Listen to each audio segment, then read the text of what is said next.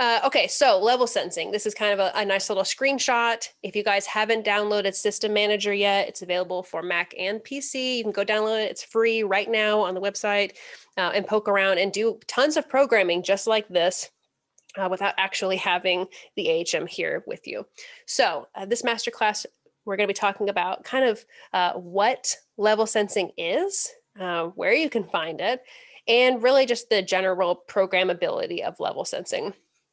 A theme that you guys have maybe picked up on as I've over the last, I guess, when did we start this? Last fall. So we're nearing in on a year of doing these semesters for mini master classes, is that the HM64 has lots of different ways to control things. And on any of our consoles, there's usually multiple ways to do something. So I'm going to hop in here in just a second into System Manager, and we'll poke around a little bit, and we'll see what it can do. But I do like to ask, has anybody poked around on System Manager, heard of level sensing? I'm sure you can kind of extrapolate what may be happening with level sensing, but I'm curious to see if you guys have had any experience with it, especially for those of you that are integrators and have installed AHM or have spec projects with it. I'm curious to hear from you.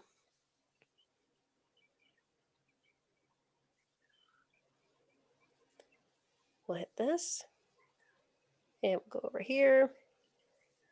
I think I will, let me share just this window so it's easier for you guys to see. There we go. Okay, so this is System Manager, like I said. It's available for Mac and Windows, but right now I'm in the Configure and the Controllers tab, and this is where we can actually program our unit GPIO, our unit level sensing, our IP controllers, IP1, 6s, and 8s, and you can see those up in the top right here. And we also have networkable GPIO, where you can have 8 of those networked in, including the 2x2 GPIO that is native on the HM64. So I'm in unit level sensing, and really we just see kind of like 10 instances or 10 slots of, they're white boxes, but they look kind of ambiguous. So what I can do is, and you'll see a little bit of text on a couple of them. Maybe I'll just go to 5. And we get this little view in the lower right-hand corner. We've got a press and release, we have a function, and then we actually have the level sensing parameters themselves. So first we can pick a position. I guess let me back up for a second and really say the general kind of idea of level sensing is that you want to trigger an event or something to take place based on the level of an input. So that could mean, anything from, I've programmed one of these before to be to level sense if the Dante connection drops. So I'll be sending pink back from like Dante remote, and I'll be having my level sensing look for it. And if it senses that the Dante connection has dropped and thus the level disappears, I want it to automatically switch over all of my inputs to the local ones. So if it's basically like a fail safe, if my Dante network fails or somebody unplugs something, things like that. So that's one way you could do it. Another way I've programmed level sensing is in a paging scenario where they're triggering a page, and if they forget to end the page, I want the level sensing to listen for it, look at it and say, hey, when this person stops talking or walks away, after 3 seconds, I actually want you to close that channel off. And we can do that here. So first we have press and release. So these are 2 different functions we can actually program for a single instance. So maybe I want something to happen when the signal goes above or switches on, it goes above the threshold that I set. And release is, I want this to happen when the level drops below the threshold.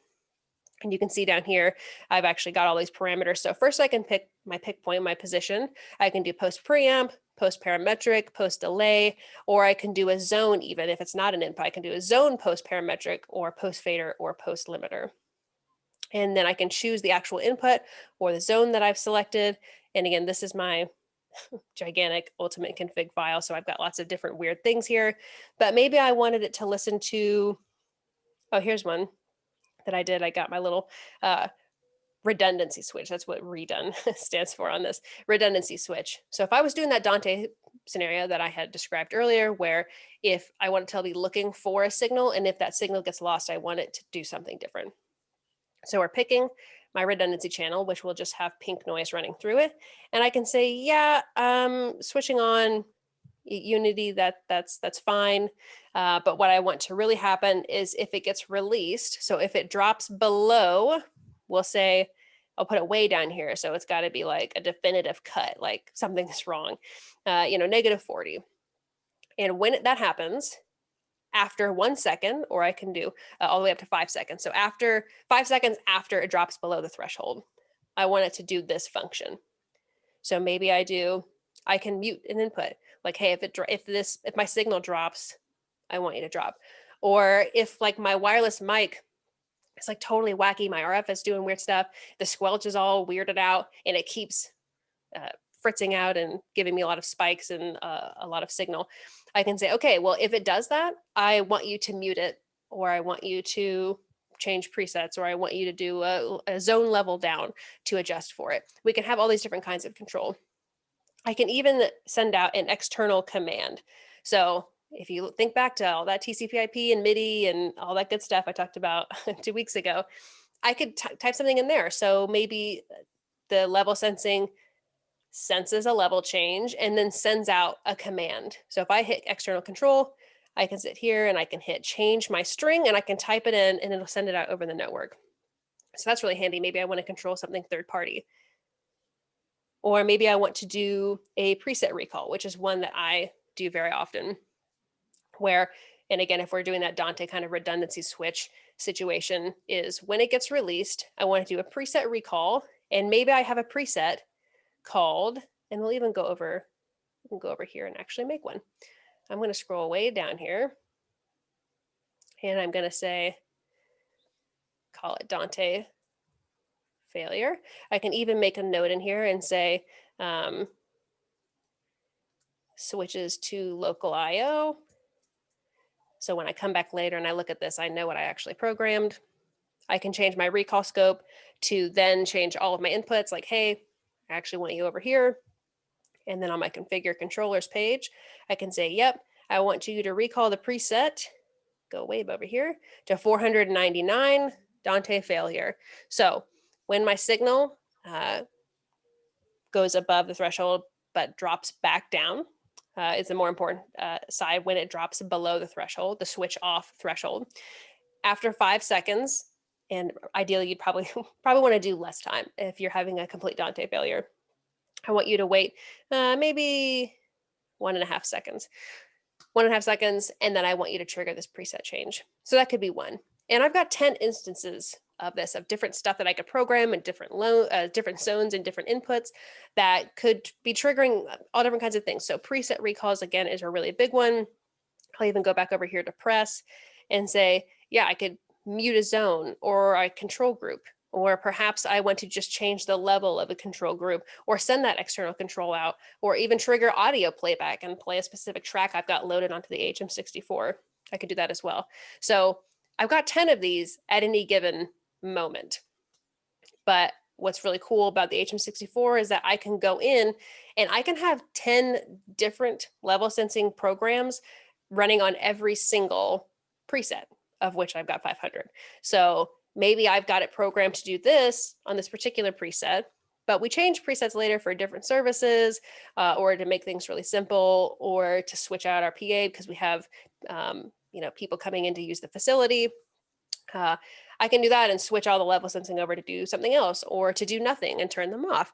And we have all these different options. So with level sensing, it's really a way for us to look at the level of an input or zone and say, hey, I would like to trigger an event or something to happen based on this signal. So again, like Dante redundancy or signal redundancy is a really great example. Paging and checking to see if a mic is on. We've also seen some ones where, like a house of worship, we'll have the pastor's mic on one of the level sensing.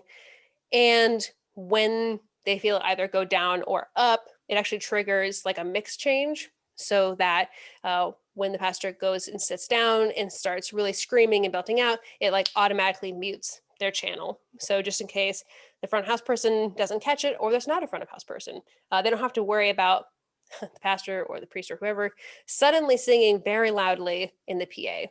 And it's also, I'm sure you guys have all met like presenters or pastors who like, some of them either love using like touching their own pack, like muting themselves and turning it off, or they hate it. And so sometimes it's a way to just take that variable out. Like you don't have to worry about touching the pack or muting or unmuting. It's okay. We've automated it for that kind of situation. So that is level sensing. This is a nice short and sweet one for you, but I want to make sure I've got plenty of time to answer any questions you guys may have. This is again like really powerful, and it's you can stretch it as far as you want your imagination to go. Somebody's calling. Somebody's alarm's going off.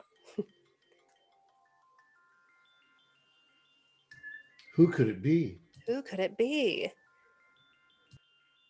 What if I hit this? Okay. Okay, everybody's muted except me. All right, now you're still allowed to unmute yourself though, but just catch that. So does anybody have any questions about the logic of this, understanding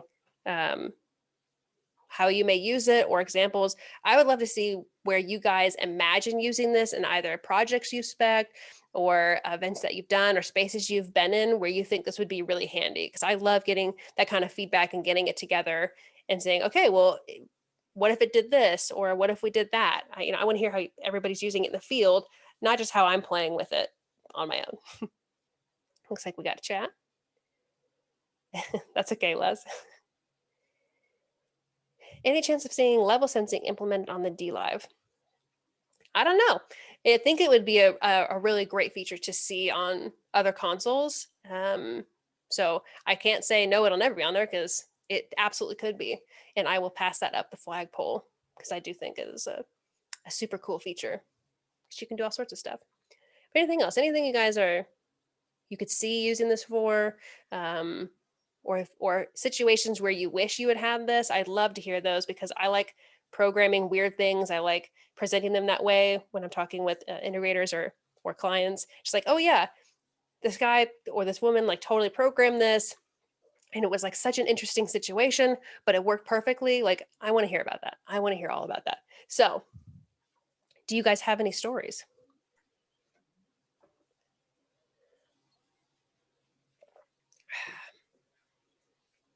So you can use this like, oh, there's other ways to do it, but you can use this like to mute background music if someone's making an announcement.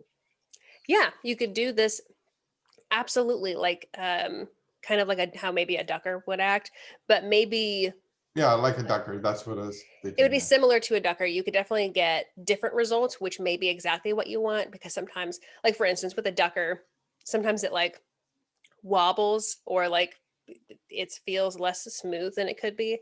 And with this, you could say, yeah, when they pick up this announcement handheld mic, I want you to drop the level of music by however much. So like maybe if let's do input level down, and we can mark a minimum level as well.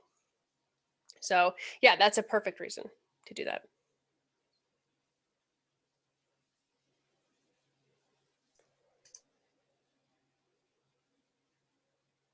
Go to the chat here.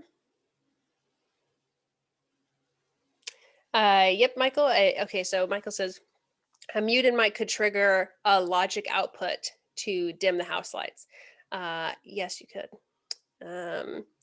Maybe not.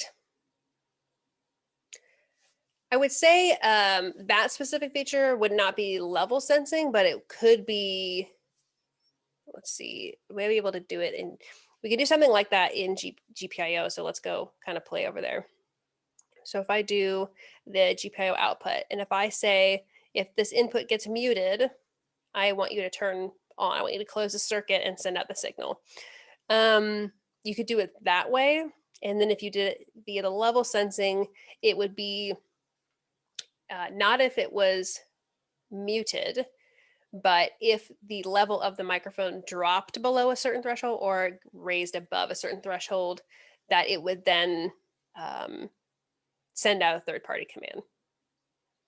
So I could just say on press. So when the switch on happens, I can say, yeah, I want it to do the external control, and I can write the string to send it out.